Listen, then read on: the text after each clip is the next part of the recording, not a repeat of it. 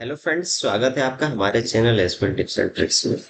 चलिए स्टार्ट करते हैं इंटरव्यू सीरीज का सेशन।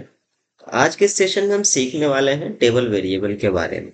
तो बेसिकली टेबल वेरिएबल क्या होता है? टेबल वेरिएबल एक प्रकार का वेरिएबल होता है जो कि डेटा को स्टोर करता है, लाइक अ टेबल। जैसे कि हम टेबल में डेटा स्टोर करते हैं, इसी तरीके से टेबल वेरिएबल भी डेटा को स्टोर करता है, बट ये एक टेम्परेरी टाइम के लिए होता है। मीन्स इसका जो स्कोप होता है वो लिमिटेड होता है to the store procedure, to the batch और फंक्शन जहां पर आप इसको डिक्लेयर कर रहे हैं। ठीक है, एग्जांपल्स के साथ हम देखेंगे। बाकी इसका जो सिंटेक्स होता है वो भी डिफरेंट होता है। जैसे कि हम टेबल बनाते हैं तब हम लिखते हैं क्रिएट टेबल, बट जब हम टेबल वेरिएबल बनाते हैं तब हम क्रिएट का यूज नहीं करते हैं, we use declare keyword. Then हम उसका नाम देते हैं, उसके बाद हम टेबल लिखते हैं और उसके अंदर columns and data types declare करते हैं। ठीक है, तो चलिए देखते हैं। कुछ एग्जांपल्स के साथ हम सीखेंगे कि इसको डिक्लेयर कैसे करते हैं और उसका यूज कैसे करते हैं। चलिए मैं यहाँ पर टेम्प वेरिएबल बना लेता हूँ, declare @ students record, and then we write here table keyword. Let's give here the column name. Let's suppose student ID. Let's take it integer, name, where care, or let's take it 100, so age as an int. ठीक है, अभी आप देखेंगे मैं इसको execute करता हूं। ये टेबल क्रिएट हो चुकी है, but when I select from this table then execute, so it says must declare the table variable while। आप देख सकते हैं जब हम टेम्पररी टेबल जो कि हम हैश के साथ as an create table use करते हैं वो बनाते हैं, जब हम किसी क्वेरी विंडो पर टेबल को क्रिएट कर देते हैं देन हम उसको सेलेक्ट करते हैं, तो हम सेलेक्ट कर पाते हैं क्योंकि उसका स्कोप ना होता है। जब तक कि हम ये क्वेरी विंडो बंद नहीं करते हैं तब तक, या हम इसको मैनुअली ड्रॉप नहीं करते हैं तब तक हम उसमें से डेटा फैच कर सकते हैं। बट टेबल वेरिएबल में ऐसा नहीं होता है। आपने जब सेलेक्ट किया है तब आपको इसको डिक्लेयर करना कंपलसरी होता है। लेट सपोज मैं इसको डिक्लेयर करके चलाता हूं। आप देख सकते हैं student ID, name and age, हम तीनों कॉलम सेलेक्ट कर सकते हैं क्योंकि यहाँ पर ऑलरेडी डिक्लेयर्ड है, हम डेटा सेलेक्ट कर सकते हैं। Now let's insert some data to this table. insert into this table, okay, then give here as an values and give the id 1 for my student name. Suppose I type John, and then let's give here the age, let's 12. Let's copy it and then insert the second row, so you can just change the id Sarah and give the age here, let's 25. Okay, so now let's insert and select।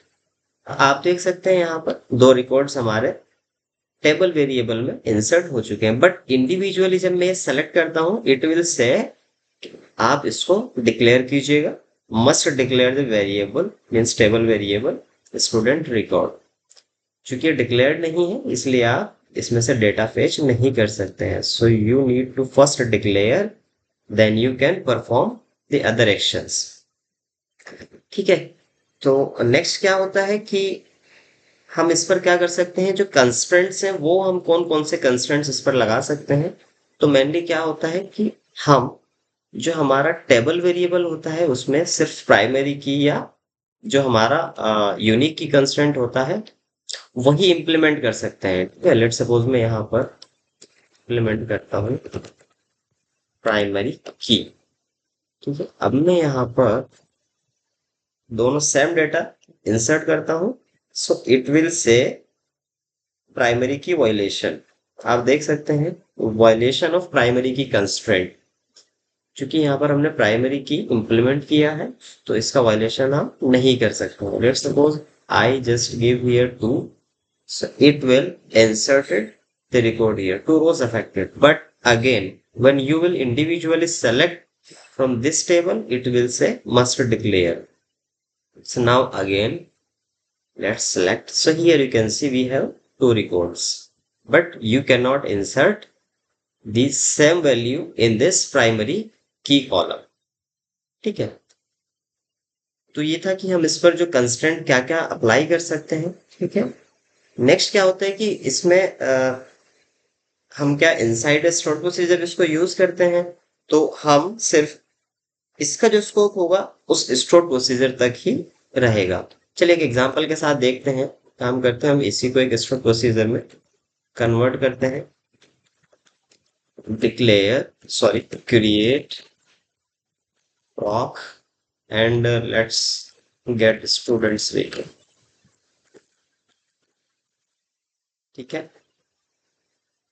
यहां पर मैंने दिया as begin and end. ठीक है, तो आप देख सकते हैं हमने क्या किया. यहाँ पर हमने एक स्टोर प्रोसीजर बनाया जिसके अंदर हमारा एक टेबल वेरिएबल डिक्लेयर्ड है, जिसमें हमने कुछ स्टूडेंट्स इंसर्ट किए हैं. ठीक है, जो कि हम अपने डेटाबेस से भी फेच कर सकते हैं. हमारे पास एक स्टूडेंट्स टेबल है, तो हम उसमें से ये सेलेक्ट कर सकते हैं. Means select let's suppose top 10 student ID comma name comma age from students. Okay, हमने यहाँ पर टॉप 10 स्टूडेंट्स फेच किए हैं जो कि हमारे स्टूडेंट्स रिकॉर्ड के अंदर इंसर्टेड होंगे. ठीक है, आप देख सकते हैं. चलिए इसको मैं एग्जीक्यूट कर देता हूं. Store procedure created successfully. चलिए एग्जीक्यूट करते हैं. तो एग्जीक्यूट करने के लिए हम लिखते हैं EXEC और कंप्लीट एग्जीक्यूट भी आप लिख सकते हैं. जैसे हम इसको एग्जीक्यूट करेंगे आप देख सकते हैं वी हैव 10 रिकॉर्ड्स. ठीक है, तो इस तरीके से आप इसका यूज कर सकते हैं. सो नेक्स्ट आता है कि जब हम कोई ट्रांजैक्शंस लिख रहे होते हैं तब हम इसका क्या यूज कर सकते हैं और ट्रांजैक्शंस के क्या इसमें बिहेवियर होते हैं, क्या इम्पैक्ट्स वगैरह होते हैं. ठीक है, तो चलिए एक ट्रांजैक्शंस का हम एग्जांपल ले लेते हैं. मैं यहाँ पर लिखता हूँ सिंपली जस्ट बिगिन. कोई भी यहाँ पर आप ट्रांजैक्शन देंगे. ठीक है, और इसके अंदर में जो हमारा एक डिक्लेयर कर लेता हूँ @ स्टूडेंट्स रिकॉर्ड्स, जो कि हमने क्या किया, एक टेबल टाइप का वेरिएबल डिक्लेयर कर दिया है. उसमें कुछ भी जस्ट सिंपली मैं एक आईडी ले लेता हूँ, क्योंकि हमें जस्ट इसका बिहेवियर देखना है विद द ट्रांजैक्शंस. तो मैं क्या करता हूँ, इसमें डेटा इंसर्ट कर लेता हूँ. Insert into this table and values 1 and let's take 2. ठीक है, यहाँ पर आप देख सकते हैं. अभी क्या करते हैं, मैं इसको रोल बैक नहीं करता हूँ, जस्ट मैं इसमें से डेटा को सेलेक्ट करके चेक करता हूँ. Select star from this students record. यहाँ पर मैंने एज ए ट्रांजैक्शन इसको यूज किया. आप देख सकते हैं ID 1 and 2. ठीक है, now let's roll back this. ठीक है, ट्रांजैक्शंस को रोल बैक किया. Again I am executing. आप देख सकते हैं मैंने यहाँ पर इंसर्ट लिखा. इंसर्ट लिखने के बाद without commit I just rolled back this table. But after rolling back आप देख सकते हैं जब मैंने सेलेक्ट यूज किया तो उसमें से डेटा रोल बैक नहीं हुआ है. मीन्स जो ट्रांजैक्शंस होती हैं उसके अंदर ये रोल बैक वर्क नहीं करता है. ठीक है, जैसे कि हमारा टेम्परेरी टेबल्स होता है या अदर कोई हमारी फिजिकल टेबल होती हैं, उनके अंदर हम जब रोल बैक यूज करते हैं तो विदाउट कमिट मीन्स हमने कोई ट्रांजेक्शन्स को कमिट नहीं किया, वो रोल बैक कर देते हैं। तो जो भी हमारा इंसर्ट डिलीट अपडेट का कोई भी हमारा एक्शन परफॉर्म हुआ होता है वो रोल बैक हो जाता है।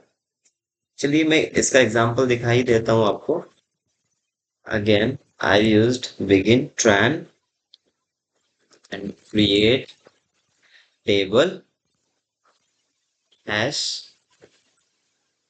temp table, and let's take one column as id int.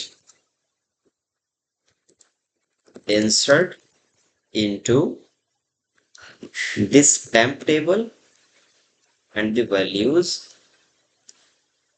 let's give 1 2। ठीक है, मैं यहाँ पर रोल बैक लिखता हूँ एंड देन सेलेक्ट करता हूँ मैं टेम्प टेबल से। ठीक है, चलिए एग्जीक्यूट करते हैं। आप डिफरेंस देख सकते हैं, यहाँ पर आप देख सकते हैं invalid object name temp table. चूंकि यहाँ पर रोल बैक हो चुकी है तो आप इसमें से डेटा सेलेक्ट नहीं कर सकते हैं। वाइल आप जब टेबल वेरिएबल देखेंगे तो आप इसमें से डेटा सेलेक्ट कर सकते हैं, मीन्स डेटा यहाँ से रोल बैक नहीं हुआ है, जबकि हमारी टेम्प टेबल से रोल बैक डेटा हो जाता है। ठीक है, तो एक डिफरेंस है। नेक्स्ट आता है इसमें कि हमें कब टेबल वेरिएबल यूज करना चाहिए, कब टेम्पररी टेबल यूज करना चाहिए। तो इसके लिए सिंपली आप बहुत इजीली समझ सकते हैं कि जैसे कि हमारा जो टेबल वेरिएबल है उस पर हम बहुत ज्यादा कंस्ट्रेंट्स यूज नहीं कर सकते। ठीक है, कुछ लिमिटेशंस है चीजों के लिए। तो आप जब भी कभी लार्ज डेटा सेट यूज करना है तब आप टेम्पररी टेबल यूज करेंगे। जब स्मॉल डेटा सेट्स आपको यूज करने हैं जो कि आपको फिल्टर आउट नहीं करने हैं या जिसके लिए आपको ऑप्टिमाइजेशंस नहीं करना है, इंडेक्सिंग वगैरह की नीड नहीं है, तब आप टेबल वेरिएबल यूज कर सकते हैं। लाइट वेट डेटा के लिए आप यूज कर सकते हैं, बहुत ज्यादा लार्ज डेटा नहीं है तब आप इजीली टेबल वेरिएबल का यूज कर सकते हैं। बट जब आपको इंडेक्सेस इंप्लीमेंट करने हैं, कंस्ट्रेंट्स इंप्लीमेंट करने हैं, ठीक है, तब आपको क्या करना है, तब आपको टेम्प टेबल यूज करना है। ठीक है, तो आई होप आपको ये समझ आ चुका होगा कि टेबल वेरिएबल क्या होता है। एंड यहाँ पर आपने एक डिफरेंस भी देखा जो कि एक ट्रांजैक्शन डिफरेंस है कि टेबल वेरिएबल में और टेम्प टेबल में एक ट्रांजैक्शंस में बिहेवियर डिफरेंस क्या डिफरेंस होता है। ठीक है, तो आई होप कि आपको वीडियो पसंद आया होगा। तो वीडियो को लाइक कमेंट शेयर जरूर करें, सब्सक्राइब करें, हमारे चैनल को सपोर्ट कीजिएगा। Thanks for watching.